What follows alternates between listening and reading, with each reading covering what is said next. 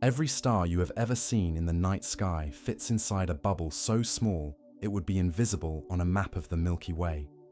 That bubble is 125 light-years across. Our galaxy is 100,000 light-years wide. Every poet who ever wrote about the infinite night, every philosopher who looked up and felt humbled by the heavens, was looking at a pinhole. In January 2026, NASA confirmed the most distant galaxy ever observed. Its light left when the universe was just 280 million years old, and it should not exist. The model we use to describe the universe is built on a foundation that is now cracking. The two most precise ways of measuring how fast the universe expands give different answers. The gap between them has reached 5 sigma, the same threshold used to declare a discovery in physics.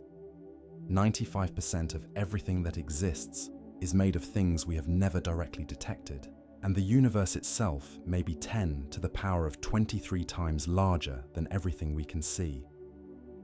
We do not yet know what any of that means. Then, in 2025, astronomers pointed a telescope at a single patch of sky for 150 hours and photographed something no human had ever seen. A thread of the cosmic web, 3 million light-years long, glowing between two ancient galaxies. What that image revealed is that the universe has a skeleton, and almost none of it is visible. And the skeleton itself is built from something we cannot find. Tonight, we will map the full hierarchy of cosmic scale, confront the crisis at the heart of modern cosmology, and stand at the edge of everything light has ever reached. If this is the kind of journey you want to take, please like and subscribe. It helps more than you might think. The universe is larger than our best model can account for, and we are only just beginning to understand what that means. Go outside tonight if you can. Find somewhere dark, away from the orange wash of streetlights, away from the glow of a town on the horizon. Lie back and give your eyes time to adjust. After 10 minutes, the sky will begin to fill in. Faint stars emerging from the dark, the Milky Way resolving into something almost textured if the conditions are right. On the very best nights, from the very darkest places, you might count 4,000 stars, perhaps 5,000. It feels in those moments like you are looking at the whole of everything, like the universe has opened itself up and is displaying its full inventory above you. You are not looking at the universe. You are looking at your street. Almost every star visible to the naked eye from anywhere on Earth is within 1,000 light-years of where you are standing. That sounds like a meaningful distance. 1,000 light-years is not nothing, but the Milky Way galaxy alone is 100,000 light-years across. What you can see with your eyes is roughly 1% of the diameter of your own galaxy. Not the universe, not even close to the galaxy. 1% of the diameter of the galaxy. And contained within that 1% are fewer than 5,000 of the Milky Way's estimated 250 billion stars. Think about what that means for a moment. 250 billion stars in our galaxy alone. You can see 5,000 of them. That is like standing in the middle of a city of 250 billion lights and being able to see the lampposts on your own block. And our galaxy is one galaxy. The observable universe, the portion of the cosmos from which light has had time to reach us in the 13.8 billion years since the Big Bang, contains an estimated 2 trillion galaxies, each one a city of stars, each one hosting billions or hundreds of billions of them. The total number of stars in the observable universe is approximately 10 to the power of 24, a 1 followed by 24 zeros. More stars than all the grains of sand on every beach and every desert on every continent of this planet combined. Every single thing you have ever seen when you looked up at the night sky is a microscopic fragment of one of those 2 trillion galaxies. The night sky is not a window, it is a pinhole, and what you see through it is not the universe, it is the dust on your doorstep. Here is what makes that genuinely unsettling. The picture does not get reassuring when you zoom out, it gets stranger. The universe is not just vast in the way that a large country is vast, where the scale is daunting, but the principle is familiar. It is vast in a way that dismantles the intuitions you have used to navigate reality your entire life. And our best attempt at a complete description of it, the model that has governed cosmology for a quarter of a century, is now showing signs of strain at exactly the moment our instruments are powerful enough to test it properly. What you are about to hear over the next few hours is the honest account of how large the universe actually is, what it is made of, and why both of those questions are considerably more open than most people realize. We begin with distance, because before any of the deeper strangeness becomes legible, you need to feel, viscerally, what it means to move through space. Not intellectually appreciate it, feel it. And the only way to do that is to climb the staircase one step at a time. The moon is the first step. It hangs in the sky looking like a companion, close enough that you can see its surface features without a telescope, close enough that its pull moves the oceans. The distance between Earth and the moon is approximately 384,000 kilometers. Light crosses that gap in just over a second. A commercial aircraft, if you pointed one at the moon and flew it at cruising speed, would take roughly 17 days to arrive. A rocket traveling at escape velocity takes about 3 days.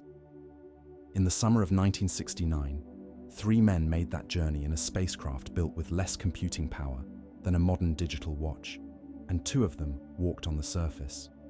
That was an extraordinary achievement.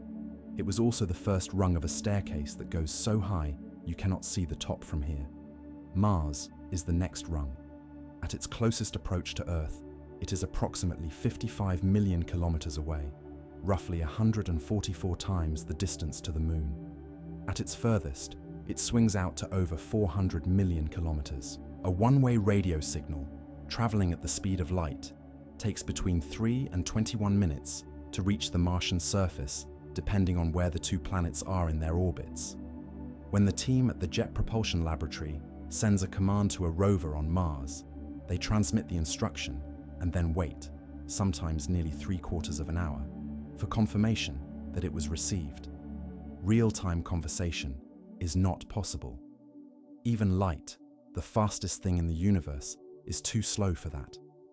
In 2014, the Curiosity rover pointed its cameras at the sky above Gale Crater and photographed Earth.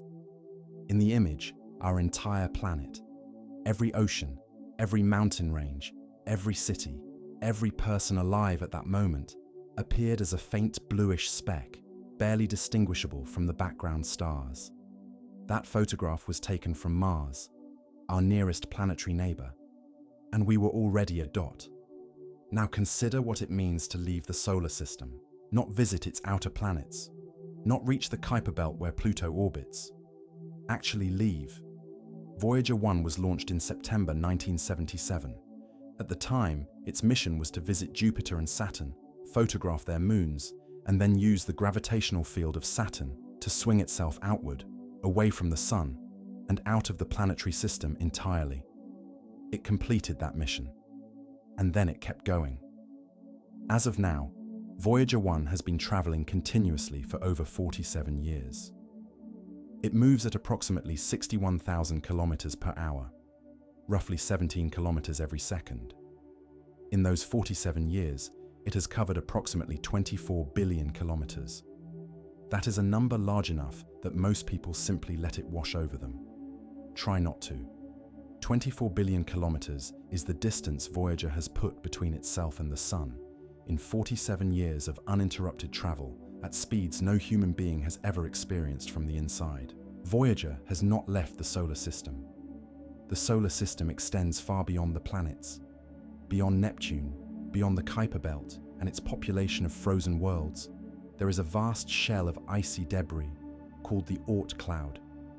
It begins somewhere around 2,000 times the distance from Earth to the Sun and extends outward to perhaps 100,000 times that distance.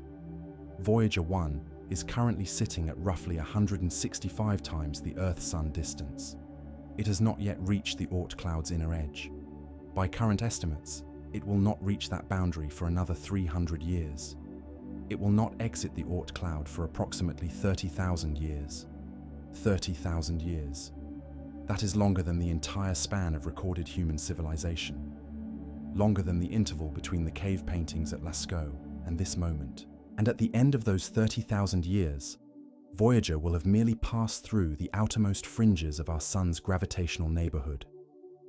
It will not have come close to another star. The nearest star to our sun is Proxima Centauri. It is 4.2 light-years away.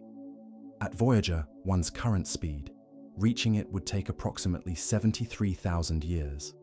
If Voyager had launched at the dawn of the first cities in Mesopotamia, it would still have tens of thousands of years to travel before arrival. Strapped to the side of Voyager is a golden disc, the Voyager Golden Record. It was designed as a message to whoever might one day find the spacecraft.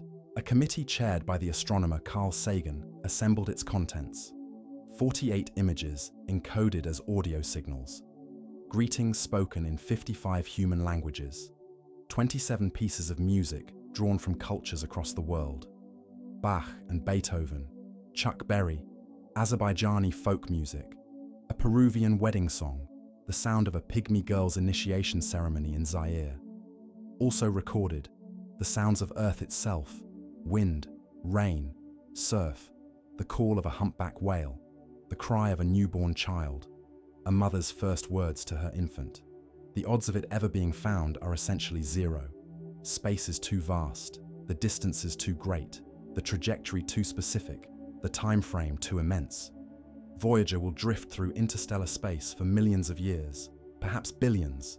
The record will outlast every human structure, every human institution, the sun itself, and in all likelihood, no one will ever play it. It is the loneliest object humanity has ever made.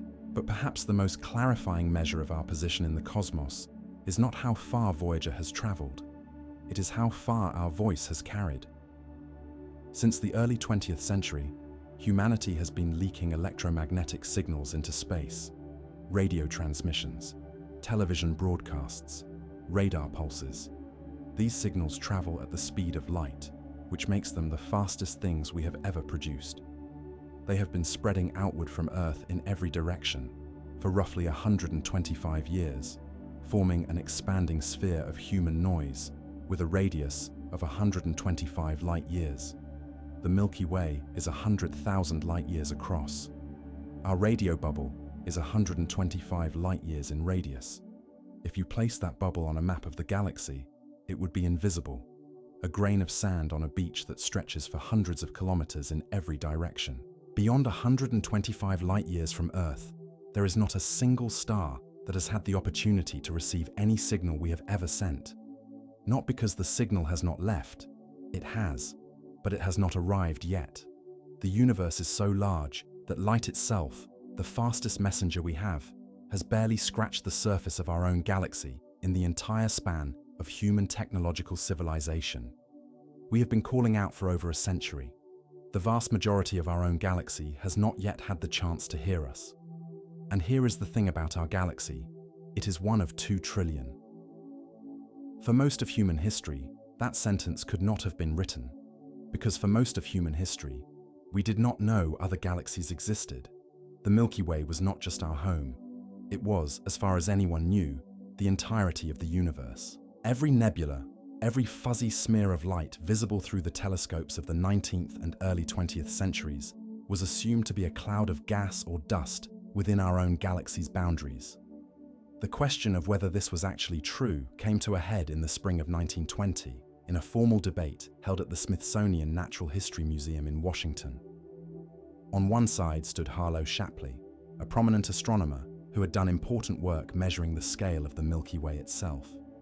Shapley argued that the so-called spiral nebulae, the fuzzy, structured patches that appeared throughout the sky, were small, nearby objects within our galaxy. The Milky Way, in his view, was the universe. Everything observable was contained within it. On the other side stood Heber Curtis, who had been studying the spiral nebulae carefully and had noticed features in them, particularly the presence of novae, exploding stars, that seemed to suggest they were not small and nearby at all. They appeared to be enormous objects at enormous distances. Curtis argued that the spiral nebulae were island universes, entire galaxies in their own right, existing far beyond the boundaries of the Milky Way. The debate ended without a clear resolution. Both men were working with incomplete data, and neither could prove their case decisively. What settled the question was not argument, but measurement, and it came 4 years later. In 1924, Edwin Hubble was working with the Hooker telescope at Mount Wilson Observatory in California, at that time the largest telescope in the world. He was examining photographs of the Andromeda Nebula, the largest and brightest of the spiral nebulae, when he identified a particular type of star he recognized. It was a Cepheid variable, a pulsating star whose brightness rises and falls over a regular period, and whose intrinsic luminosity can be read directly from the length of that period. This connection between period and luminosity had been discovered 16 years earlier by Henrietta Swan Leavitt, a researcher at the Harvard College Observatory who was systematically cataloging thousands of stars in the Magellanic Clouds. She noticed that the Cepheid variables in her data were not pulsating randomly. The brighter ones took longer to complete each cycle, with a precision that held across every star she examined. The relationship was a law. It meant that any Cepheid variable anywhere in the sky was, in effect, carrying a label that told you exactly how luminous it was. Compare that intrinsic luminosity to how bright it appears from Earth, and the distance follows directly. Leavitt had handed astronomy its first reliable ruler for measuring distances beyond our solar system. Hubble used that ruler on the Cepheid variables he found in Andromeda. The answer he got was startling. The Andromeda Nebula was approximately 900,000 light-years away. No part of the Milky Way extended anything close to that distance. Andromeda was not a gas cloud inside our galaxy. It was a separate galaxy entirely, existing in the space beyond our own. The universe expanded overnight. Not physically, it had always been this large. But the human conception of the universe changed in a single observation. What had been the totality of existence was suddenly revealed to be one island in an archipelago of islands stretching to the horizon of every telescope ever built. Later measurements would revise Hubble's Andromeda distance to approximately 2.5 million light-years. But the conclusion stood. The universe was not one galaxy. It was countless galaxies. And as telescopes improved and surveys deepened, the count grew. From dozens to hundreds to thousands to millions to, eventually, the current estimate of 2 trillion. 2 trillion galaxies, each with its own stars, its own structure, its own history, each separated from its neighbors by distances that make the gap between Earth and Mars look like the space between atoms. And somewhere within that incomprehensible abundance, something has gone wrong with the map. The distances are real, the galaxies are real, but the model we built to describe how they are arranged, how the universe is expanding, and what it is made of has begun to contradict itself. The cracks appeared slowly, then faster. Then in January 2026, a galaxy was confirmed at a distance so extreme and with properties so anomalous that the lead researcher said plainly, "It looks nothing like what we predicted. That is where we are going." But to understand why it matters, to understand why a single unexpected galaxy can threaten the architecture of an entire cosmological model, you need to know what that model is built on. You need to understand the structure of the universe at its largest scales, the skeleton, the web, the vast empty spaces between the threads. You need to understand how the universe is actually put together. And that begins with the most important thing the universe is mostly made of: nothing. Picture a room. Not a large room, an ordinary room, the kind you might sit in every evening. Now imagine that room is the observable universe. Every galaxy, every filament of gas, every ancient photon that has ever reached a telescope, all of it fits inside this room. Now look at the walls. The walls are not solid. They are built from an unbroken lattice of something thin and glowing, stretched across the surface of enormous bubbles. And the bubbles themselves, the interiors of those bubbles, are empty, completely, almost perfectly empty, dark and cold and vast. That lattice on the walls is where all the galaxies are, all of them. Every star you have ever seen or read about or imagined clings to those thin membranes. And the bubbles they surround, those dark interiors, make up approximately 80% of the room by volume. 80% of the observable universe by volume is void, not thinly populated, not sparsely scattered with the occasional lonely galaxy. Void.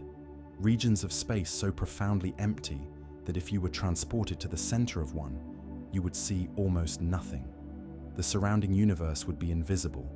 You would have no way of knowing whether the cosmos even existed beyond the darkness surrounding you.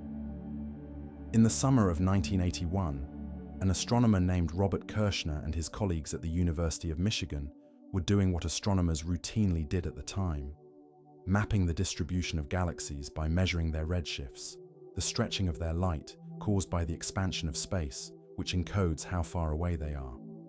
It was careful, methodical work. The expectation was a roughly uniform distribution, clusters here and there, some structure, nothing dramatic. What they found in a region of sky near the constellation Boötes was not what they expected. There was a gap, a massive, spherical gap in the galaxy distribution, a region where the data simply showed almost nothing. They checked their instruments, they re-examined their methods. The gap was real. They had found the Boötes void. The Boötes void is approximately 330 million light-years across. To feel what that means, remember that the entire Milky Way galaxy is 100,000 light-years in diameter. You could line up more than 3,000 Milky Way galaxies side by side across the width of the Boötes void and still not reach the other side. In a region of that size, you would expect to find roughly 2,000 galaxies. The Boötes void contains approximately 60, clustered along a thin filamentary strand through its interior, like a few crumbs scattered on an otherwise bare table. The rest is darkness. The astronomer Greg Aldering once offered a thought experiment that captures the strangeness of this better than any number can. He pointed out that if the Milky Way happened to be located at the center of the Boötes void, rather than where it actually sits, astronomers would not have discovered that other galaxies existed until the 1960s. Every telescope pointed at the sky through the 19th century, and the early 20th would have found nothing. No Andromeda, no Magellanic Clouds, no spiral nebulae to argue about. The entire edifice of modern cosmology would have been delayed by decades. We would have looked out from our position and concluded with total confidence that we were alone, the only galaxy in an infinite dark void, and we would have been catastrophically wrong with no way of knowing it. The Boötes void is not unusual. It is one member of a class of structures that dominates the large-scale architecture of the cosmos. Voids, vast, roughly spherical regions of dramatically below-average galaxy density, together account for the majority of the universe's volume. Matter exists on the surfaces between them, on the thin sheets and filaments that form where the gravitational fields of adjacent voids press against each other. The places where galaxies live are the exception. The places where nothing lives are the rule. Here is something that changes the frame entirely. You live in a void, not the Boötes void. That one is hundreds of millions of light years away. But in 2013, 3 astronomers, Ryan Keenan, Amy Barger, and Lennox Cowie, analyzed the distribution of galaxies around our position in space and found that we reside within a region of significantly below average galaxy density, extending roughly 2 billion light-years in all directions. They named it the KBC void, after their own initials. Some researchers call it the local hole. 2 billion light-years. That is more than 6 times the width of the Boötes void. Compared to the surrounding universe, the region we inhabit has somewhere between 15 and 50% fewer galaxies than the cosmic average. We are not in a bustling galactic neighborhood. We are in the quiet, underpopulated outskirts of the large-scale structure, the part of the city where the streetlights thin out and the buildings are far apart. This is not merely a curiosity. It may have real consequences for the deepest current crisis in cosmology, and we will return to that. But first, where did the voids come from? Why is the universe built this way? The answer reaches back to the very first moments of existence, When the universe was born, it was not perfectly uniform. Quantum mechanics, the physics governing the subatomic world, ensures that even in the densest, most energetic environment imaginable, there are fluctuations. Tiny, random variations in density spread across the primordial plasma of the early cosmos. These variations were extraordinarily small, differences of roughly 1 part in 100,000. If the early universe had been a perfectly calm ocean, these fluctuations would have been ripples no higher than a single water molecule on a surface stretching across a continent. But gravity is patient, and gravity never stops. Over hundreds of millions of years, then billions, gravity amplified those tiny differences. Regions fractionally denser than average exerted a slightly stronger gravitational pull on their surroundings. Matter began, slowly, to drift toward them. As matter accumulated, the pull grew stronger, drawing in more still. Meanwhile, the regions fractionally less dense were losing matter to their denser neighbors. They became emptier. Their gravitational influence weakened. More matter drained away. They became emptier still. The process compounded over cosmic time. The rich got richer. The empty got emptier. What had been variations of 1 part in 100,000 in the infant universe grew, over billions of years, into the vast architecture visible today. Enormous bubbles of almost nothing surrounded by thin membranes of concentrated matter, where all the galaxies reside. The voids are not holes punched into an otherwise full universe. They are the stretched and emptied descendants of the universe's original state. Emptiness was always the default. Structure, the galaxies, the clusters, the filaments, is what gravity built from that default, patiently, over the entire age of the cosmos. And the structure gravity built is extraordinary, because the voids are not isolated spheres floating in a featureless medium. The thin membranes between them form a continuous, interconnected network spanning the entire observable universe. A three-dimensional architecture of filaments, sheets, and dense nodes, all woven together, all flowing, all alive with the motion of matter across billions of light years. It has a name, the cosmic web, and until 2025, no human being had ever seen a direct photograph of it. To understand what the cosmic web actually is, you have to understand why it took so long to see. Galaxies are bright, stars are bright, but the filaments themselves are vast, thin, diffuse structures spanning hundreds of millions of light years, filled with gas so sparse that it makes the best laboratory vacuum on Earth look dense by comparison. The hydrogen threading these filaments emits a faint glow, but distributed across those distances, that glow was simply undetectable to previous generations of telescopes. What astronomers had instead, for decades, were simulations. Beginning in the 1980s and growing in power through the 90s and 2000s, supercomputer models of the universe's evolution consistently produced the same result. Starting from a nearly uniform distribution of matter shortly after the Big Bang and running the physics forward for 13 billion years, the models showed matter organizing itself into precisely the web-like structure that galaxy surveys were beginning to hint at.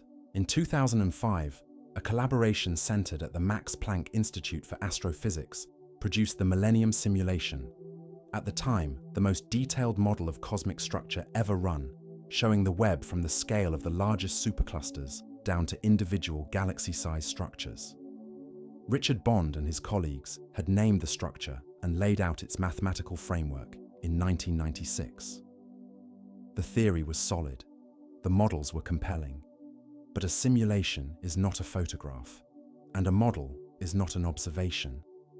What was needed was an instrument sensitive enough to catch the faint hydrogen glow of a real filament, and a target positioned to make that possible.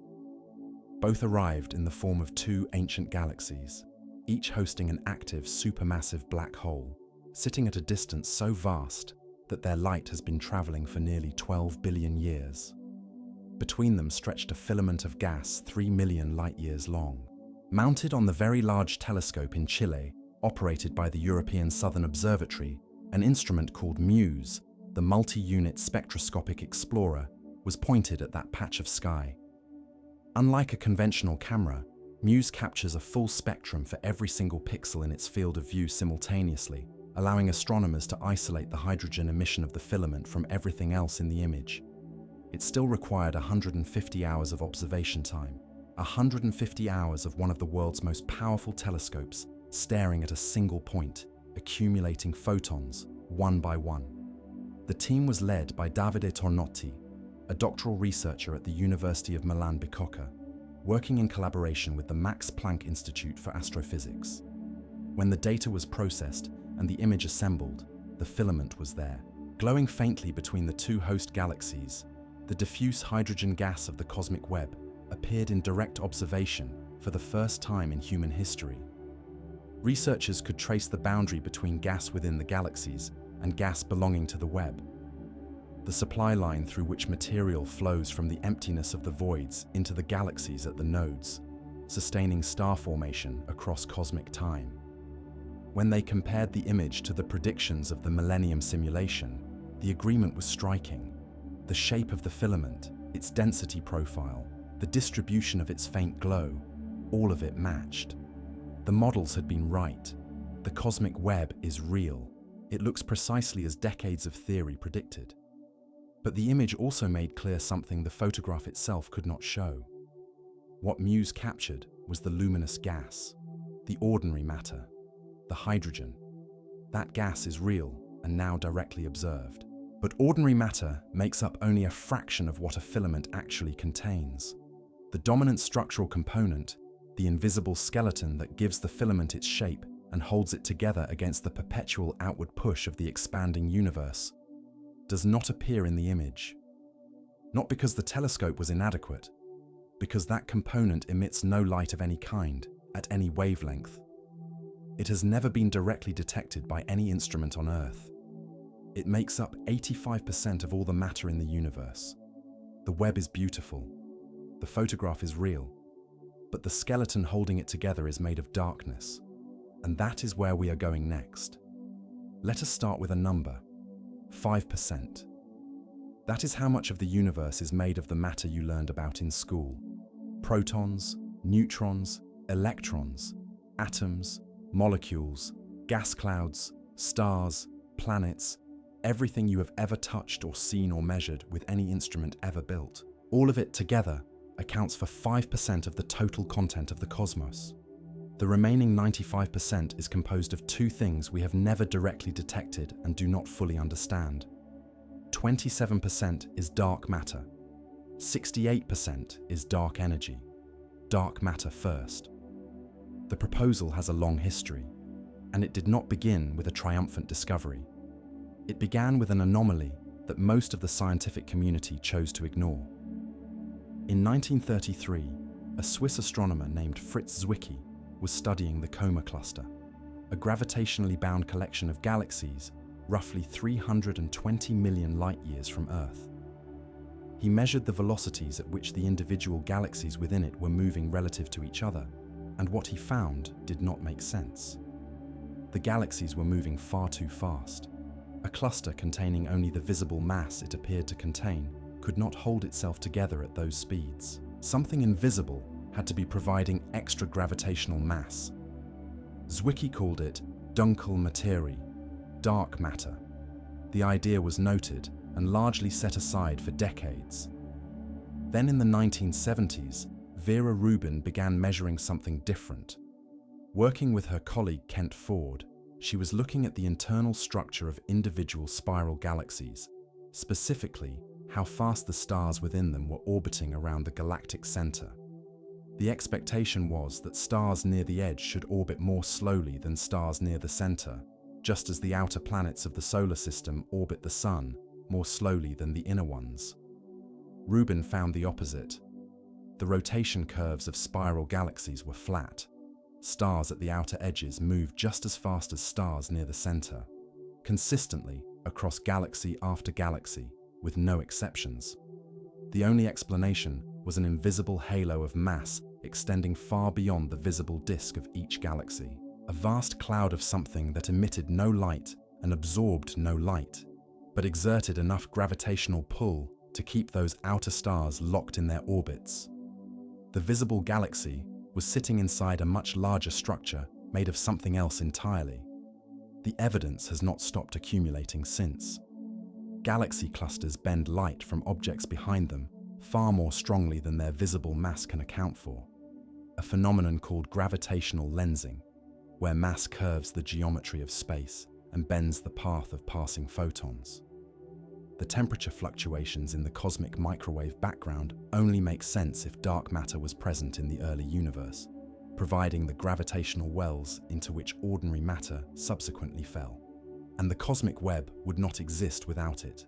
Simulations of a universe containing only ordinary matter produce nothing like the filaments and voids we observe. Add dark matter and the web emerges. Remove it and the architecture collapses. Dark matter is not a minor ingredient. It is the primary structural material of the universe, 85% of all matter. The cosmic web is fundamentally a structure of dark matter, within which galaxies and gas are embedded. The filament in that photograph glows because hydrogen gas is tracing the shape of the dark matter scaffold. But the scaffold itself is invisible. In 2024, a team at Tohoku University achieved something long sought: a detection of dark matter sitting directly on cosmic web filaments, using gravitational lensing data from the Subaru telescope to map its distribution along strands of the web in the Coma Cluster region. It was precisely where the models predicted: invisible, massively heavy, bending background light in patterns that could only be produced by matter that emits nothing. And yet, after decades of dedicated searching, no one has directly caught a dark matter particle. Underground detectors shielded by kilometers of rock, LUX in South Dakota, Xenon and its successor, Xenon NT, at the Gran Sasso Laboratory in Italy, Pandax in China, have searched for the faint recoil a dark matter particle would produce when striking an atomic nucleus. Each returned null results. The most popular theoretical candidate, a class of particles called weakly interacting massive particles, has been progressively excluded across the parameter space where physicists expected to find it. An alternative exists. In 1983, Mordechai Milgram proposed that rather than invoking invisible matter, the laws of gravity themselves might behave differently at very low accelerations, the regime in which the outer edges of galaxies operate. His framework reproduces flat rotation curves without dark matter. For certain galaxy-scale observations it works, but it fails at larger scales. It cannot explain cluster dynamics, cannot reproduce the CMB patterns, cannot produce the cosmic web. It solves one piece of a puzzle that does not fit together without dark matter. The honest position is this: dark matter is the best explanation for an enormous body of evidence spanning every scale, from individual galaxies to the large-scale structure of the observable universe. And we still do not know what it is. The skeleton of the cosmos is invisible. The light is just the skin stretched over it. And if that were the whole problem, cosmology would merely be unsettling. But we have only addressed 27% of the mystery. The other 68% is stranger still. In 1998, two teams of astronomers were independently working to answer the same question, using the same technique, with no knowledge of what the other would find. Both were studying a particular kind of exploding star called a Type 1a supernova. These explosions are useful because they all reach approximately the same peak brightness, a white dwarf accumulating mass from a companion until it crosses a critical threshold and detonates, producing a predictable luminosity every time. You know how bright it actually is. Compare that to how bright it appears from Earth, and the distance follows directly. Type 1a supernovae are cosmic lighthouses. Each one tells you exactly how far away it is. Both teams were using these explosions to map the expansion history of the universe. The question they were trying to answer was straightforward. How has the expansion rate changed over time? The expectation was equally straightforward. Gravity, the attractive force between all matter, should be gradually slowing the expansion down. The universe began expanding at the Big Bang, and everything in it has been pulling on everything else ever since. The expansion should be decelerating. Both teams were trying to measure exactly how much. One team was led by Saul Perlmutter at the Lawrence Berkeley National Laboratory in California. The other was led by Brian Schmidt at the Australian National University and included a young astronomer named Adam Rees among its members. They were not in communication about their results. When the data came in, both teams found the same thing. The distant supernovae were dimmer than expected, not by a little, by a consistent, measurable, reproducible amount. Dimmer meant farther, and farther meant the universe was not decelerating. It was accelerating. The expansion of space was speeding up. The universe was not winding down. Something was pushing it apart. Neither team published immediately. Both rechecked their data with the assumption that they had made an error. Perlmutter's team looked for systematic problems in how they had selected their supernovae, how they had corrected for dust, how they had calibrated their instruments. Schmidt and Rees did the same. The result held. In 1998 and 1999, both teams published their findings. Something was causing the expansion of the universe to accelerate, something that acted against gravity across every scale, in every direction, through all of space simultaneously. Scientists named it dark energy. The name was not chosen to sound mysterious. It was chosen because they had no idea what it was, and naming it was the only honest thing to do. Here is what we know about dark energy. It makes up approximately 68% of the total energy content of the universe. It does not clump. It does not dissipate. It does not behave like matter or radiation in any way that current physics fully describes.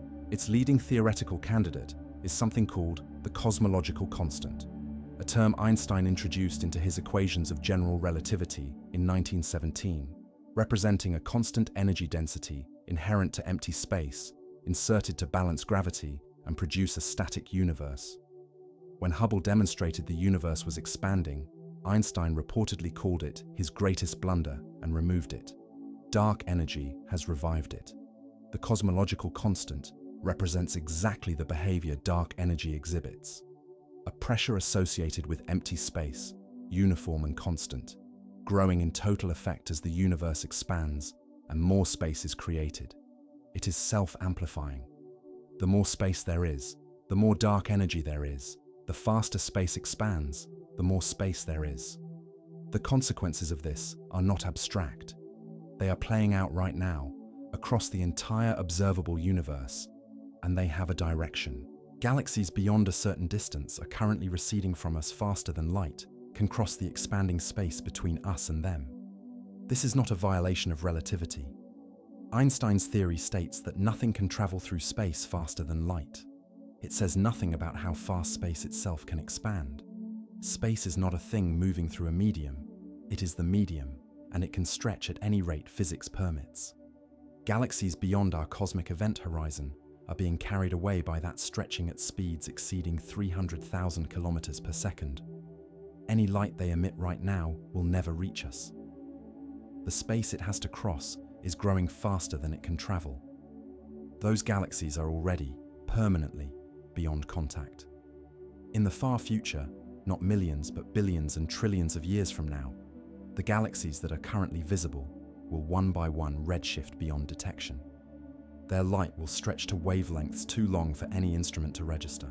They will fade from the sky, not because they cease to exist, but because the universe is expanding faster than their light can reach us. A civilization in that distant era will look out into the sky and see only the few dozen galaxies of our local group, which are bound tightly enough by gravity to resist the expansion. They will have no means of detecting the cosmic microwave background, which will have stretched to wavelengths entirely undetectable.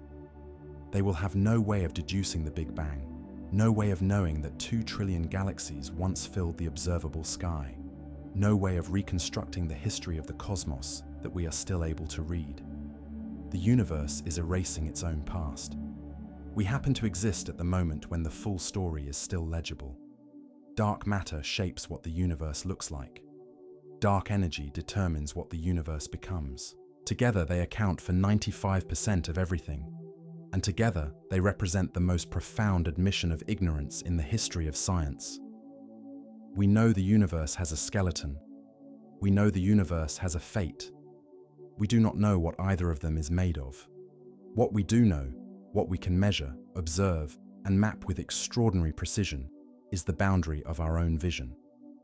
The edge of everything light has ever been able to show us, and that boundary, it turns out, is far stranger than it first appears. Here is a misconception almost everyone carries without realizing it.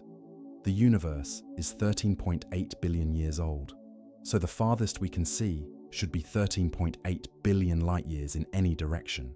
Light travels at 1 light year per year.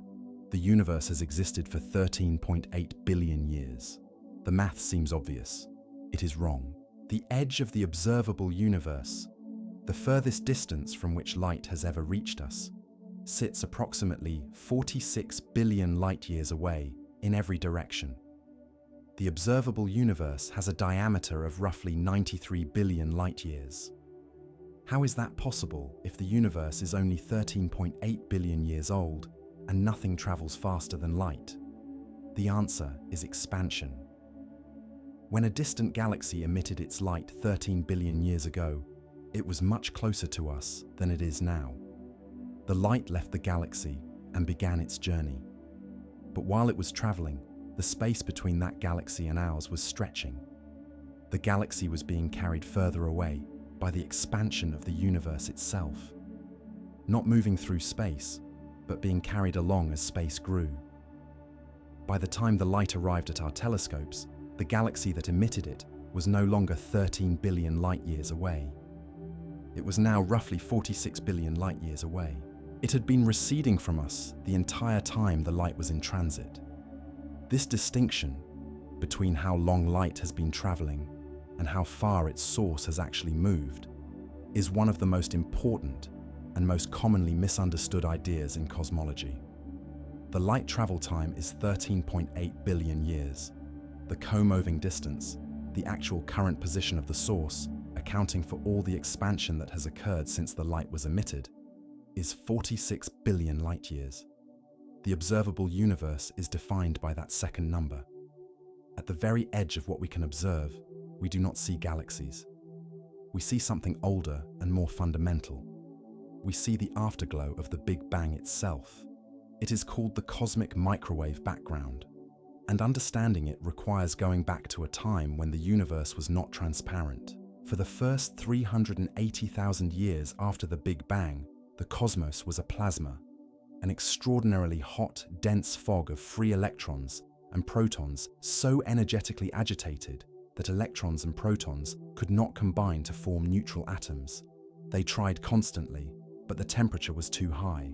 Any hydrogen atom that formed was immediately torn apart by the ambient radiation. Because electrons were free, they scattered photons in every direction continuously. Light could not travel. The universe was opaque. If you could have stood within that early cosmos, you would have seen nothing, not darkness, but a blinding, impenetrable wall of light in every direction, going nowhere. Then, at roughly 380,000 years, the universe had expanded and cooled enough for a threshold to be crossed. The temperature dropped below approximately 3,000 degrees. Electrons were captured by protons and held. Neutral hydrogen atoms formed and stayed formed. And suddenly, on cosmic timescales, the universe became transparent.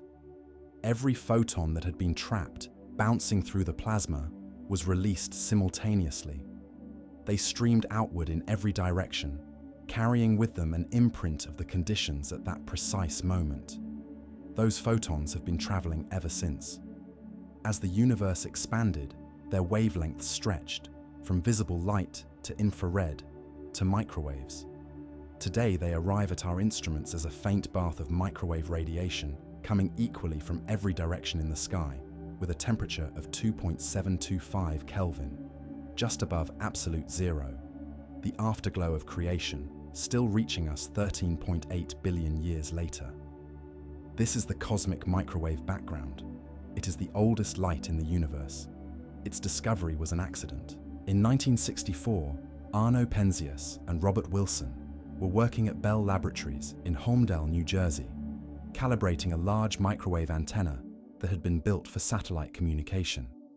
They kept finding a persistent, low-level hiss in their measurements, a uniform noise that appeared in every direction they pointed the antenna, at every time of day, in every season. They could not eliminate it. They checked the instrument carefully for every possible source of interference. They found a pair of pigeons nesting in the horn of the antenna and cleaned out the nest. The noise persisted. At Princeton University, a team led by Robert Dick had been theorizing that a relic radiation from the Big Bang should exist and was in the process of building an instrument to search for it. When Penzias and Wilson heard about this work and described what they had been unable to get rid of, Dicker understood immediately. He turned to his colleagues and said simply that they had been scooped. The noise in the antenna was the echo of the Big Bang. Penzias and Wilson received the Nobel Prize in Physics in 1978. The CMB is not merely a historical artifact. It is an information archive of extraordinary density. The temperature of the radiation is not perfectly uniform across the sky. It varies slightly from one direction to another, by roughly 1 part in 100,000. These tiny fluctuations are the imprint of the quantum density variations in the early universe that gravity subsequently amplified into the voids, the filaments, and the galaxy clusters we see today. Map the CMB, and you are looking at a photograph of the seeds of all large-scale structure, the cosmic web in embryo, captured at the moment the universe first became transparent. Extracting that information required instruments of extraordinary precision and several decades of progressive effort. The first to detect the fluctuations was COBE, the Cosmic Background Explorer, launched by NASA in 1989. Its measurement was a landmark, the first direct observational evidence of the temperature variations that seeded all cosmic structure. George Smoot and John Mather received the Nobel Prize in Physics in 2006 for that work. WMAP, the Wilkinson Microwave Anisotropy Probe, launched in 2001, mapped the fluctuations across the full sky with sharper resolution, providing the first detailed picture of what the last scattering surface actually looked like. Then came the Planck satellite, launched by the European Space Agency in 2009, which produced the definitive map, resolving temperature variations on scales as small as 10 arc-minutes, covering the full sky with a precision that allowed cosmologists to read off the age of the universe, the geometry of space, the relative proportions of dark matter and ordinary matter, the amplitude of the primordial fluctuations, and the value of the Hubble constant, all from a single dataset pointing at the oldest light in existence. What the Planck map revealed is a sky of extraordinary subtlety. The temperature variations are so slight that if the CMB were represented as a globe the size of the Earth, the highest and lowest temperature regions would differ in height by less than the thickness of a sheet of paper. And within that almost uniformity, there is information dense enough to reconstruct the state of the universe 380,000 years after the Big Bang, and to predict, with remarkable accuracy, the large-scale structure that would eventually emerge from it. There is a subtlety in the CMB that most accounts of it pass over, and it is worth pausing on. The temperature fluctuations are not randomly distributed across all scales equally. They have a characteristic imprint. In the 1960s, the physicist Joseph Silk established that acoustic oscillations in the primordial plasma, pressure waves propagating through the hot gas of the early universe at roughly half the speed of light, would be suppressed below a certain physical size. Photons diffusing outward from the densest regions carried energy away with them as they went, smoothing out fluctuations smaller than what is now called the Silk damping scale. This is not a mathematical abstraction. It is a physical process, photon diffusion washing out small-scale structure, and its signature is imprinted in the CMB power spectrum as a fall-off in temperature variation below a characteristic angular scale. A boundary written into the microwave sky by the behavior of light in the first few 100,000 years of cosmic history, still legible today to any instrument sensitive enough to read it. The CMB is the ultimate optical horizon. Beyond it, in the era before recombination, the universe was opaque. No light from that period has ever or will ever reach us. Every telescope ever built or ever conceived that uses electromagnetic radiation is permanently blind to everything that happened in the first 380,000 years of cosmic history. There is a theoretical extension of that horizon.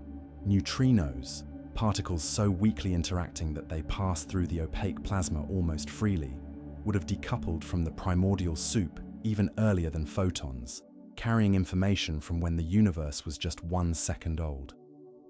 A cosmic neutrino background should exist, extending our window very slightly further, but detecting it remains far beyond current technology. For now, the CMB is the wall. Yet even the CMB is not the most fundamental boundary. There is a limit more absolute than the edge of transparency, a horizon defined not by what light can show us, but by what the universe's geometry will ever allow to reach us. Because the expansion of space is accelerating, there are galaxies receding from us right now faster than light can cross the growing distance between us. Any light they emit at this moment will never arrive. The photons leave, travel toward us at full speed, but the space ahead of them expands faster than they can cross it. They will never gain ground. This boundary, the cosmic event horizon, currently sits at roughly 16 billion light-years from Earth. Every galaxy beyond that distance is already beyond permanent contact. No signal of any kind will ever bridge the gap. Over time, as dark energy continues to drive the expansion, galaxies that today sit within our observable volume will drift beyond this horizon. Their light will stretch to wavelengths too long to detect. They will disappear from our sky, not because they have moved through space faster than light, but because the space between us has expanded faster than their light can traverse it. There is a future visibility limit. As the universe ages, some photons emitted before the acceleration fully took hold will eventually reach us, extending our observable volume slightly, out to objects that currently sit around 61 billion light-years away. But that is the maximum. After that, the expansion seals the boundary permanently. No new light from beyond will ever arrive. The observable universe is not simply a sphere defined by age and the speed of light. It is a cage, bounded on one side by the opacity of the early universe, bounded on the other by the accelerating expansion of space. Everything we will ever know, every photon we will ever receive, every measurement we will ever make of the cosmos, all of it comes from within this finite volume. And the universe beyond it, the vast, unobservable extension of space that stretches out on the other side of that boundary, may be incomprehensibly, staggeringly, almost incomprehensibly larger than the portion we can see. How much larger depends on a single number, a number that has been measured with extraordinary precision, and that carries within it, quietly, the most astonishing implication in the whole of cosmology: the geometry of space, whether it curves, and by how much. To understand how we measure the geometry of space, and what that geometry tells us about the true size of the universe, you need to go back to a sound, not a sound anyone heard, a sound that propagated through the hot plasma of the early universe for the first 380,000 years of its existence, at roughly half the speed of light, before freezing in place when recombination occurred and the universe became transparent. In the dense, hot conditions of the early cosmos, matter and radiation were locked together. Ordinary matter, protons and electrons, was coupled to photons through constant electromagnetic interactions. When a region of space was slightly overdense, gravity pulled matter inward, compressing it. As it compressed, pressure built up and pushed outward. That outward push traveled as a pressure wave, propagating through the plasma at enormous speed. These were acoustic oscillations, sound waves in the most literal physical sense, reverberating through the substance of the early universe. Each wave expanded outward from an overdense region, carrying matter and radiation with it, until recombination. At that moment, the photons decoupled from the matter and streamed freely away, eventually becoming the cosmic microwave background. But the matter, now neutral and no longer coupled to the radiation pressure, could not keep moving. It stopped, the wave froze, and the shell of compressed matter it had carried outward was left sitting at a fixed distance from the original overdense region. a characteristic scale determined by how far the wave had been able to travel before the universe went transparent. That distance is approximately 490 million light-years. And because this process happened simultaneously across the entire early universe, in every overdense region, in every direction, it left a statistical imprint across the whole observable cosmos. Galaxies today are very slightly more likely to be separated by that characteristic distance than by slightly smaller or slightly larger distances. Not dramatically more likely. The preference is subtle, but it is real, it is measurable, and it is extraordinarily useful. This imprint is called the Baryon Acoustic Oscillation Signal, the frozen remnant of sound waves from the first few 100,000 years of the universe's existence, still visible today in the distribution of galaxies across hundreds of millions of light-years of space. The first clear detection of the signal came in 2005, when Daniel Eisenstein and colleagues at the Harvard-Smithsonian Center for Astrophysics analyzed the positions of over 46,000 luminous red galaxies from the Sloan Digital Sky Survey. These galaxies were spread across a volume spanning billions of light-years, and in the statistical pattern of their separations, the acoustic peak appeared, a subtle excess of galaxy pairs at exactly the scale predicted by the early universe physics. Here is why that matters so profoundly. Because the scale of the Baryon acoustic oscillation is set by known physics from the early universe, by the speed of sound in the primordial plasma and the duration of the acoustic era, it serves as a standard ruler. You know, from first principles, how long it is. Compare that known length to how large it appears on the sky at different distances, and you can measure how the universe's expansion rate has changed over cosmic time. Compare it at many different distances, and you can reconstruct the full expansion history of the cosmos. The BAO ruler is independent of the distance ladder.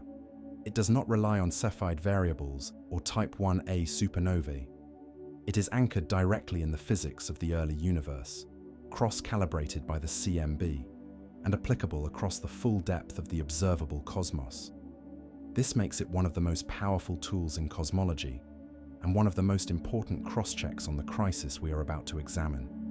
The most ambitious BAO survey yet built is DESI, the Dark Energy Spectroscopic Instrument, mounted on the Mail Telescope at Kitt Peak National Observatory in Arizona. Its first full year of data, released in 2024, measured the positions and redshifts of tens of millions of galaxies and quasars spanning 11 billion years of cosmic history. The results were broadly consistent with the standard cosmological model, but carried within them tantalizing hints that dark energy may not be constant, that it may vary over time, that lambda, the cosmological constant Einstein reinstated, may not be a constant at all. If that is confirmed, it would require new physics at the most fundamental level, but it is not yet confirmed.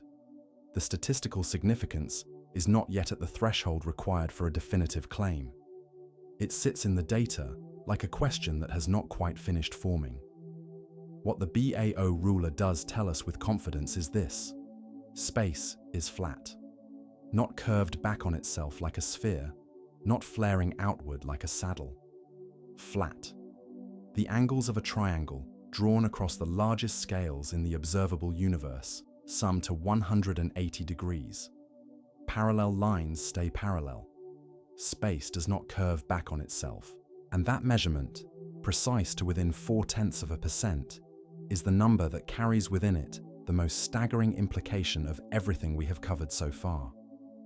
Because if space is that flat, the universe must be vastly, almost incomprehensibly larger than the portion we can see. And that is where the numbers stop being merely large and start being genuinely ungraspable. Before we follow the flatness measurement to its conclusion, we need to address something more immediate. Because the model we use to interpret that measurement, to interpret all of the measurements we have discussed, is under serious, possibly unprecedented pressure. The crisis has a name. It is called the Hubble tension, and it has been building for years. The Hubble constant is the number that describes how fast the universe is currently expanding. It is measured in kilometers per second per megaparsec, meaning that for every 3.26 million light-years of distance between 2 points in the universe, the space between them is expanding at a rate given by this number. Get it right, and the age of the universe, its size, and its eventual fate all fall into place. Get it wrong, and the entire cosmological model unravels at the foundations. For the past several decades, cosmologists have had two independent ways of measuring it. The first method looks backward in time to the early universe. Using the exquisitely detailed map of the cosmic microwave background produced by the Planck satellite and applying the standard cosmological model, Lambda CDM, the framework that has governed the field for 25 years, researchers derive the expansion rate from the patterns imprinted at recombination. Their answer, approximately 67.4 kilometers per second per megaparsec. The second method works entirely in the present-day universe. Astronomers measure distances directly using a chain of techniques, the cosmic distance ladder, each calibrated against the one below it. Geometric parallax measurements establish distances to nearby stars with precision. Those measurements calibrate the behavior of Cepheid variable stars. The Cepheids calibrate Type 1a supernovae. The supernovae extend the reach to billions of light-years. This chain, built and refined over decades by the SH0ES team, led by Adam Rees at Johns Hopkins University, consistently returns a Hubble constant of approximately 73 kilometers per second per megaparsec, 67 versus 73, a gap of roughly 5 to 6 kilometers per second per megaparsec. In everyday terms, that sounds like a rounding error. In precision cosmology, it is a chasm. The two numbers describe universes that expand at measurably different rates. Universes with different ages, different sizes, different fates. And the gap has proven stubbornly, persistently resistant to any attempt to close it. The obvious suspicion was measurement error. Perhaps the Cepheid measurements were contaminated, dusty regions making stars appear dimmer than they are, inflating the apparent distance, skewing the final result. Perhaps crowded star fields made individual Cepheids hard to isolate.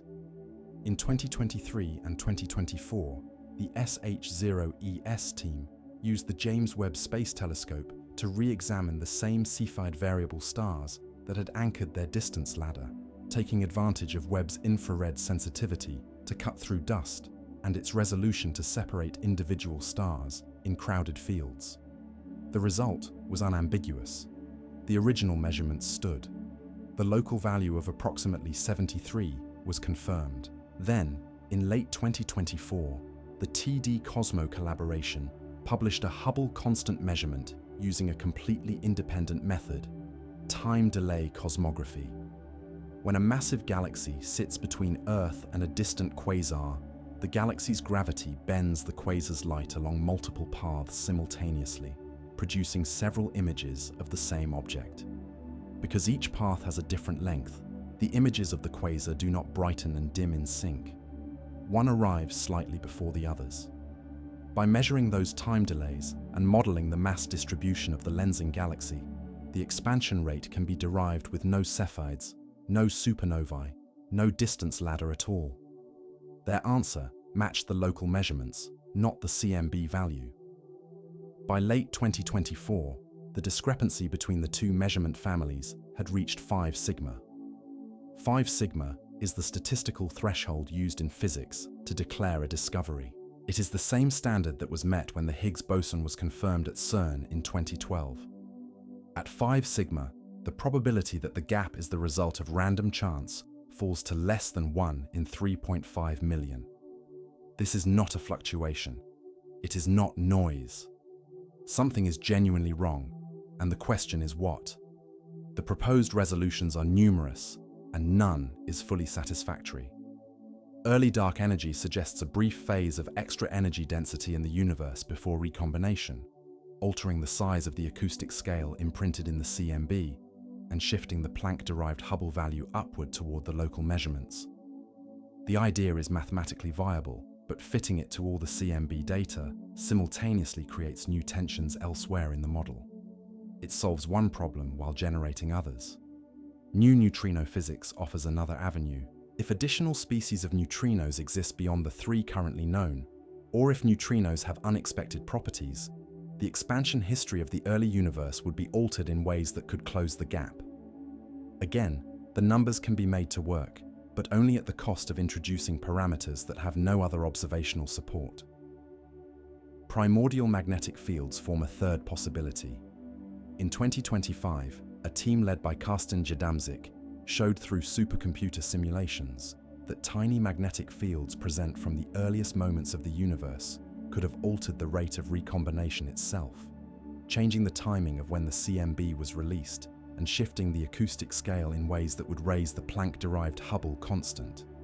If confirmed, this would address 2 cosmological puzzles simultaneously: the Hubble tension and the otherwise unexplained origin of the magnetic fields observed in galaxies and galaxy clusters today. And then there is the void hypothesis, which connects directly to something we examined earlier. If the KBC void is real, if the Milky Way truly sits near the center of a region with 15 to 50% fewer galaxies than the cosmic average, extending 2 billion light-years in every direction, then local measurements of the expansion rate would naturally come out higher than the cosmic average. Galaxies in an underdense region are pulled outward by the gravitational attraction of the denser surroundings, amplifying the local expansion. The discrepancy would not require new physics. It would require only an acknowledgement that our cosmic address is slightly unusual. None of these explanations has been confirmed. None has achieved consensus. Lambda CDM, the model that has successfully described the large-scale universe for a quarter of a century, may be cracking at its foundations, or it may yet survive once some combination of small systematic effects is properly accounted for. The field does not yet know which. What it does know is that the tension is real, that it is growing, and that the James Webb Space Telescope is not making things simpler. It is making them considerably more complicated. The James Webb Space Telescope launched on Christmas Day 2021. It had been in development for 25 years. It cost approximately $10 billion. Its primary mirror spans 6.5 meters and is coated in a thin layer of gold, chosen for its reflectivity at infrared wavelengths. It operates at a temperature of around 40 Kelvin, colder than the surface of Pluto, shielded from the sun's heat by a 5-layered sun shield roughly the size of a tennis court. It was positioned at the second Lagrange point, 1.5 million kilometers from Earth, where it orbits the Sun in gravitational lockstep with our planet, maintaining a stable position that allows its instruments to remain cold and its mirror to face consistently away from the Sun. It was designed to see further back in time than any telescope before it. And what it has found there has shaken the field of cosmology in ways that nobody fully anticipated. Before Webb launched, the standard cosmological model made specific predictions about what the early universe should look like. Galaxies at very high redshifts, very early epochs, should be dim, small, and structurally simple. The universe was too young for anything complex. There had not been enough time for large-scale star formation to build up significant stellar mass, not enough time for heavy elements to accumulate through multiple generations of stars, not enough time for galaxies to develop the ordered structures, spiral arms, central bulges, mature disks, that require billions of years to assemble. The early universe, in the model's expectation, should look embryonic. Webb has been finding galaxies that look nothing like embryos. In January 2026, NASA announced the spectroscopic confirmation of the most distant galaxy ever observed. Its designation within the JD survey, a deep imaging and spectroscopy program using Webb's near-infrared instruments, is JD's-GS-Z14-0. Its confirmed redshift is 14.32. That number means its light has been traveling for over 13.5 billion years. We are seeing this galaxy as it existed just 290 million years after the Big Bang, when the universe was roughly 2% of its current age, still deep in what astronomers call the cosmic dark ages. The era before reionization had cleared the primordial hydrogen fog. It should not look the way it does. JADES-GS-Z14-0 is remarkably luminous. Its ultraviolet brightness implies a stellar mass of hundreds of millions of solar masses assembled in under 300 million years. Its spectrum reveals elevated nitrogen emission. Nitrogen is an element that requires multiple generations of stars to produce because it builds up through successive cycles of stellar nucleosynthesis, each generation of stars enriching the surrounding gas before exploding and seeding the next. At 290 million years, there simply has not been time for many stellar generations. The presence of nitrogen in significant quantities at this epoch is anomalous by every standard the model predicts. There is a further anomaly. The early universe was filled with neutral hydrogen, an opaque fog through which ultraviolet radiation could not penetrate.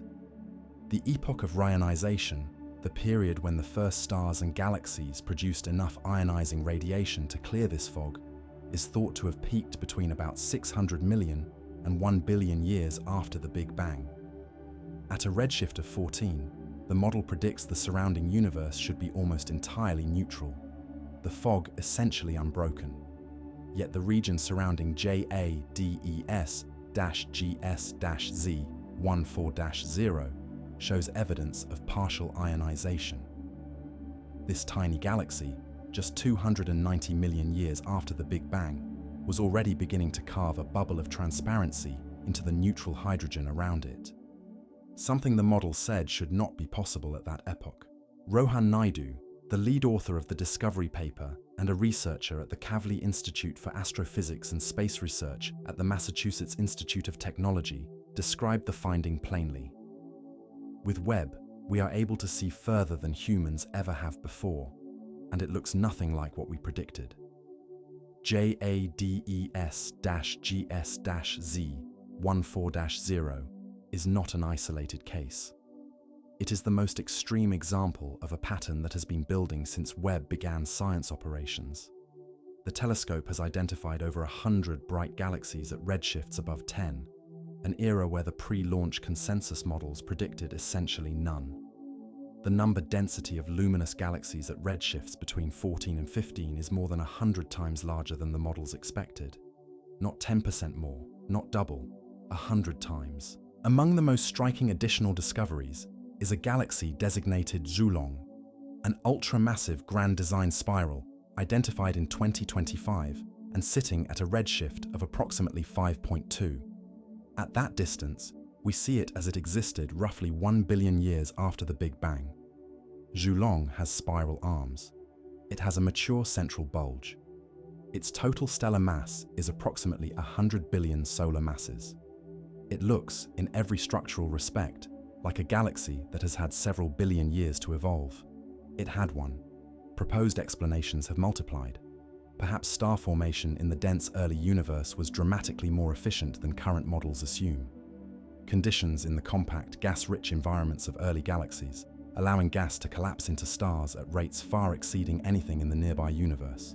Perhaps population 3 stars, the theorized first generation of massive, metal-free stars that have never been directly observed, had properties exotic enough to produce heavy elements on timescales too short for conventional stellar physics to accommodate, seeding later star formation with the enriched material that JADES-GS-Z14-0's spectrum implies.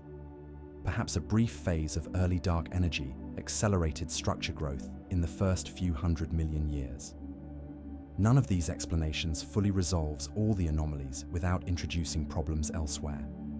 The Tensions in Cosmology conference held in Corfu in 2025 brought together over 130 researchers to assess the accumulating discrepancies. Its published report was unambiguous. The field may be approaching a turning point that requires new fundamental physics. Lambda CDM is not disproven. The Big Bang is not in question.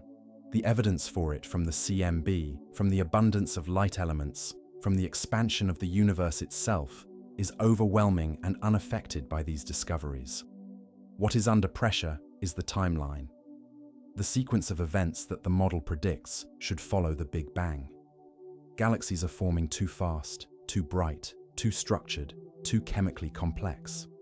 They look old when the universe was young, and the model, so far, cannot explain why. Which brings us back to the flatness of space, and to what it implies about everything that lies beyond the edge of our vision. The observable universe is 93 billion light-years across. That is the cage, the volume defined by the CMB on one side and the cosmic event horizon on the other. It contains an estimated 2 trillion galaxies, approximately 10 to the power of 24 stars, and enough complexity to occupy every scientist who has ever lived for several lifetimes each. It is, by any human measure, incomprehensibly large. It is also, almost certainly, a small fraction of what actually exists. Here is why. Measurements from the CMB and from baryon acoustic oscillations have established that the universe is spatially flat to within 0.4%. In cosmology, flatness refers not to the shape of objects within space, but to the geometry of space itself, whether it curves. In a positively curved universe, like the surface of a sphere, parallel lines eventually converge and the angles of a triangle sum to more than 180 degrees. A positively curved universe could be finite. You could, in principle, travel in a straight line and eventually return to where you started. In a negatively curved universe, like the surface of a saddle, parallel lines diverge and angles sum to less than 180 degrees. A flat universe is geometrically intermediate. Parallel lines stay parallel forever, and triangles are textbook Euclidean. The implications of flatness for the total size of the universe are stark. Think of it this way. The surface of the Earth appears flat to anyone standing on it. The curvature is real. The Earth is a sphere, but it is so slight on the scale of a human being that it is undetectable without careful measurement. The Earth appears flat because you are too small, relative to the radius of curvature, to notice it bending away beneath you.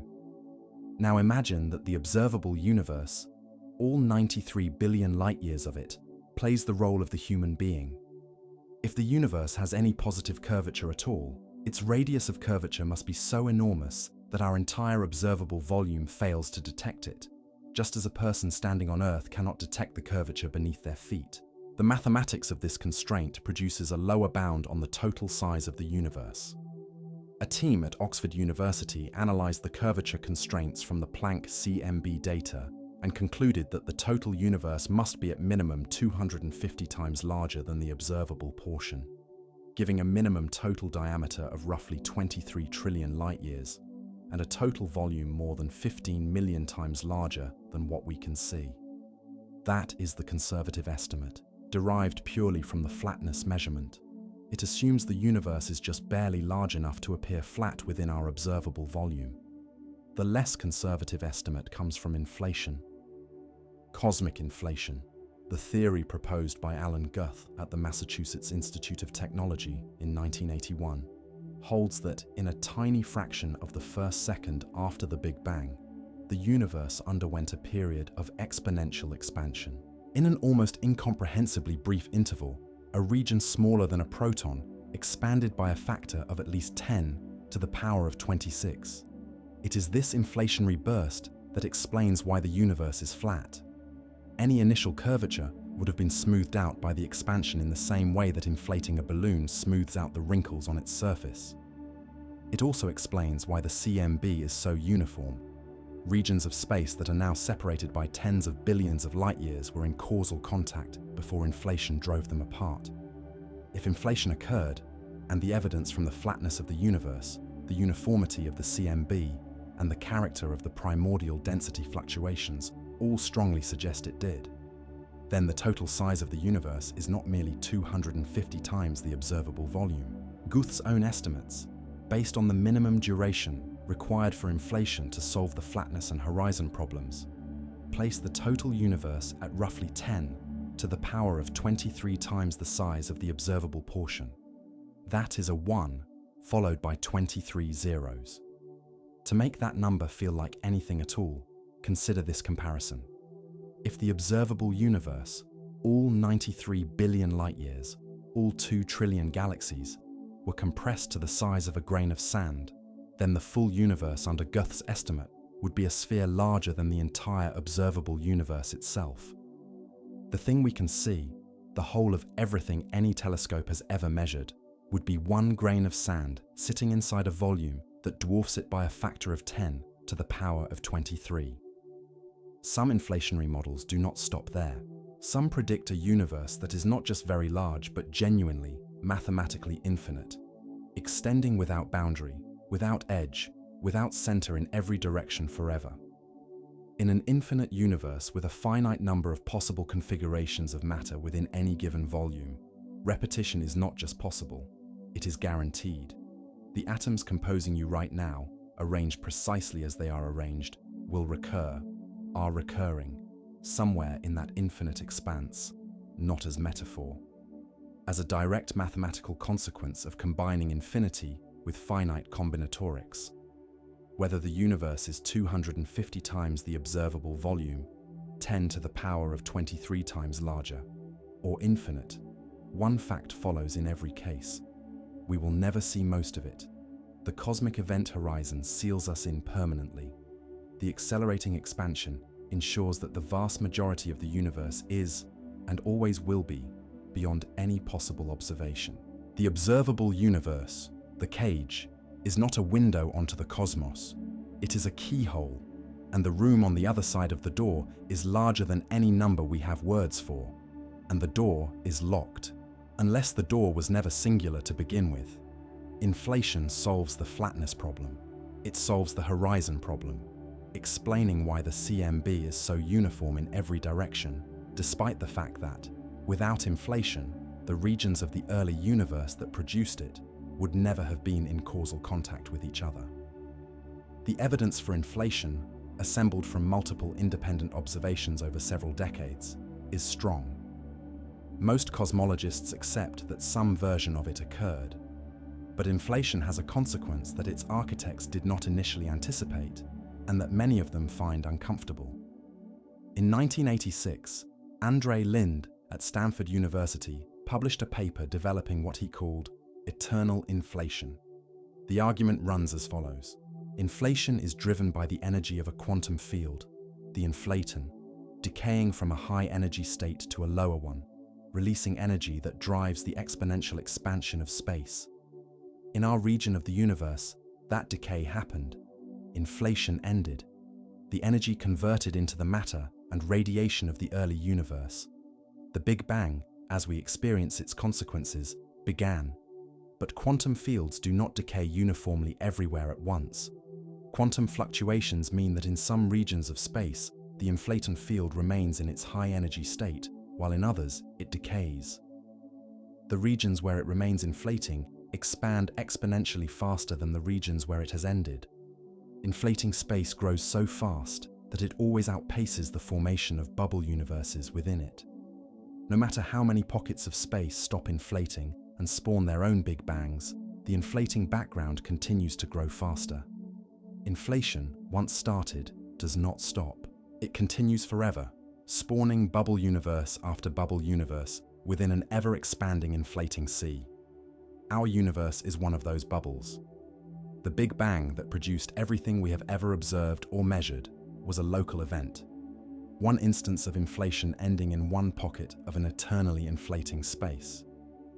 Beyond the wall of our observable universe, in regions separated from us, not merely by distance, but by the structure of causality itself, other inflations have ended and other universes have begun, each with its own expansion, its own initial conditions, its own history stretching across timescales and distances we cannot access in any way.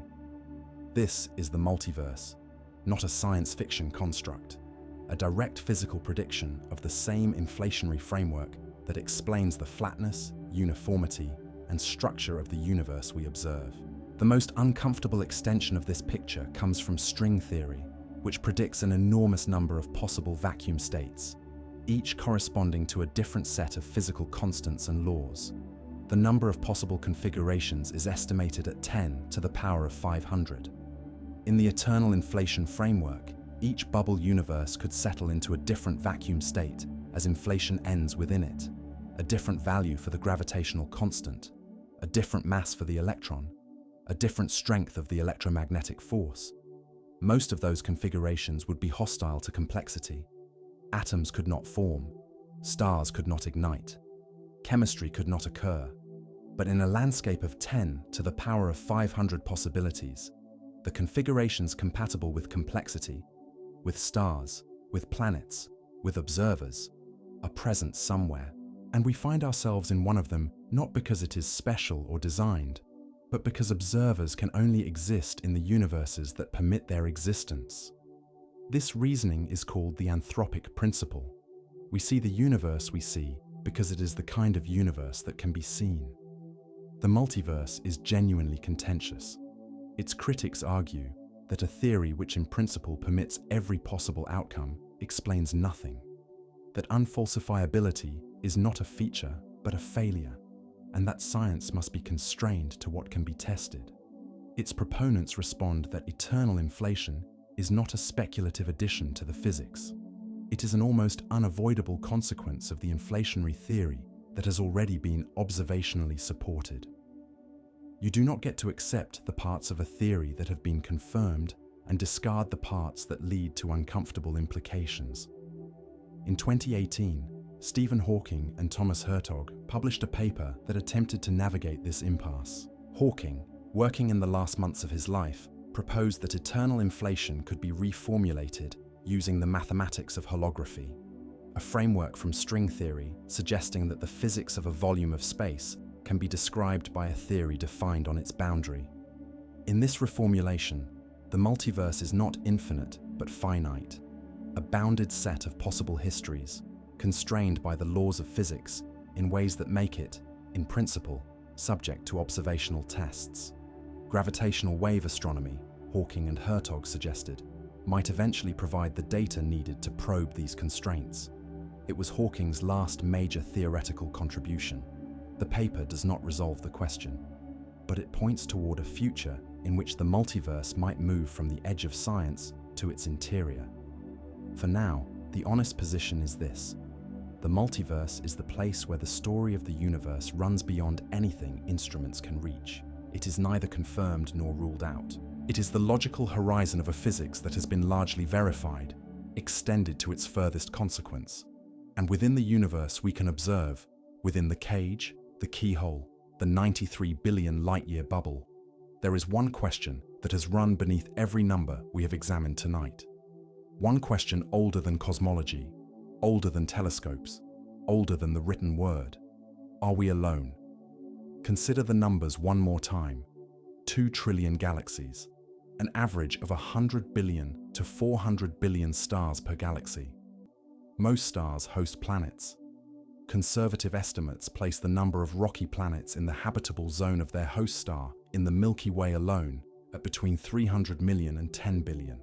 Scale that to 2 trillion galaxies, and the number of potentially habitable worlds reaches into the billions of trillions. If the universe is 10 to the power of 23 times larger than the observable portion, the number of potentially habitable worlds becomes so large that writing it serves no purpose.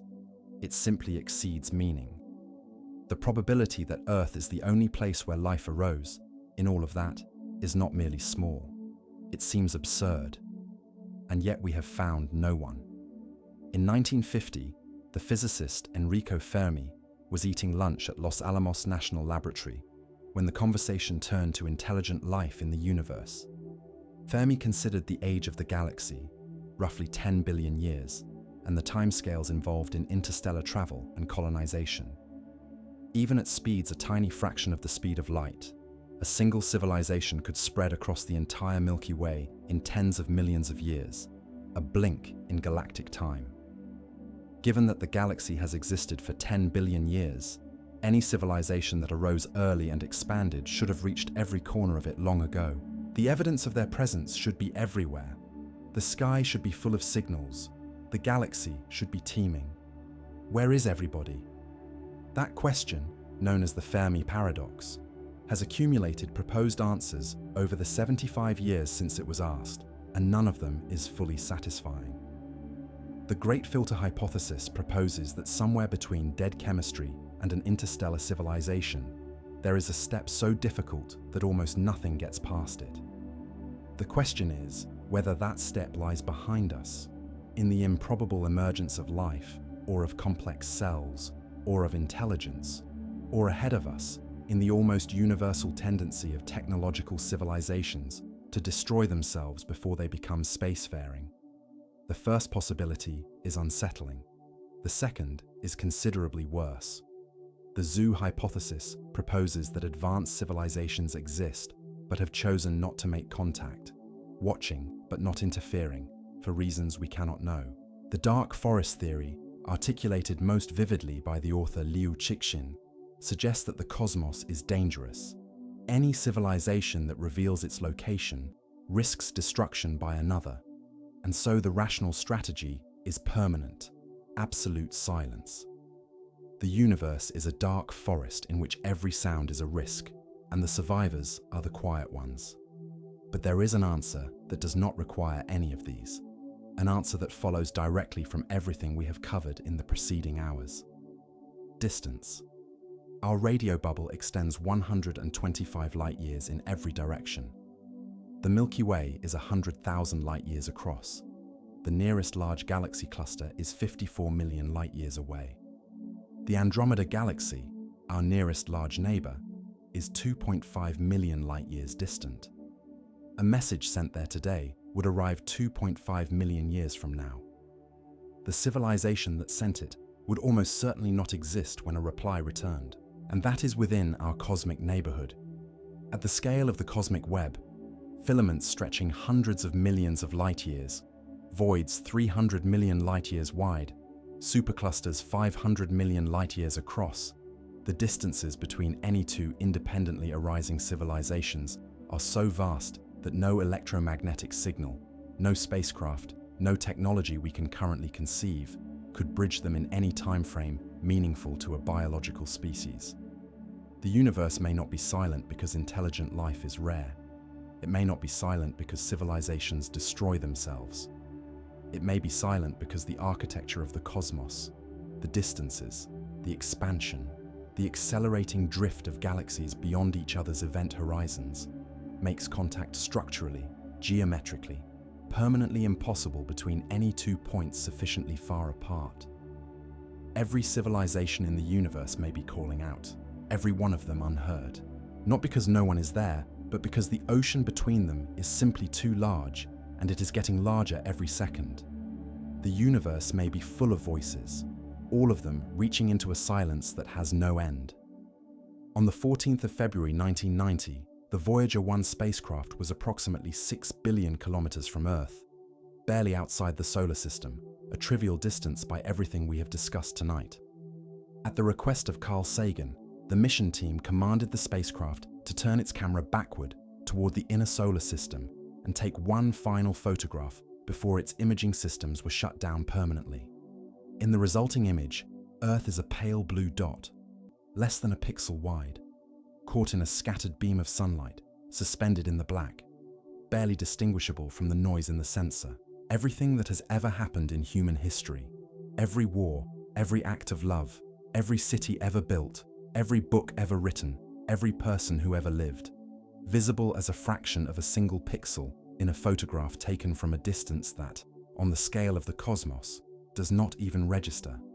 6 billion kilometers, less than 1/10,000th of a light year. 125 light years is the radius of our radio bubble. 4.2 light years is the distance to the nearest star. And already, from 6 billion kilometers, we were invisible. Here is what the numbers we have covered tonight actually mean when placed against that image. The observable universe is 93 billion light-years across. The Milky Way, our galaxy, is 100,000 light-years wide and contains 250 billion stars. Our Sun is one of them, unremarkable, mid-range, located in a minor spiral arm orbiting the galactic center at a distance of 26,000 light-years. Our radio signals have reached a sphere 125 light-years in radius. The Milky Way does not know we are here. The Virgo supercluster, 110 million light-years across, has never received a signal from this planet. Laniakea, our supercluster, 520 million light-years wide, contains 100,000 galaxies, and every one of them is as indifferent to our existence as the void between them. We are nothing. By every measure of scale, distance, and time, we are nothing. A momentary arrangement of atoms on a grain of dust, orbiting an ordinary star in the outer suburbs of one galaxy among 2 trillion. And yet, every atom in your body was forged inside a star. The iron in your blood was made in the core of a star more massive than the sun, and scattered across space when that star died in a supernova explosion. The calcium in your bones was assembled in the final moments of a dying star's life. The oxygen you are breathing was produced by nuclear fusion in stellar interiors and released into the cosmos over billions of years of stellar evolution. The hydrogen in the water that makes up most of your body has existed since the first minutes after the Big Bang. Older than any star, older than any galaxy, older than the cosmic web itself. You are not a visitor to the universe looking at it from the outside. You are made of it. You are a specific, temporary, extraordinarily improbable arrangement of the universe's own material, an arrangement that has developed the capacity to look back at the whole and ask where it came from.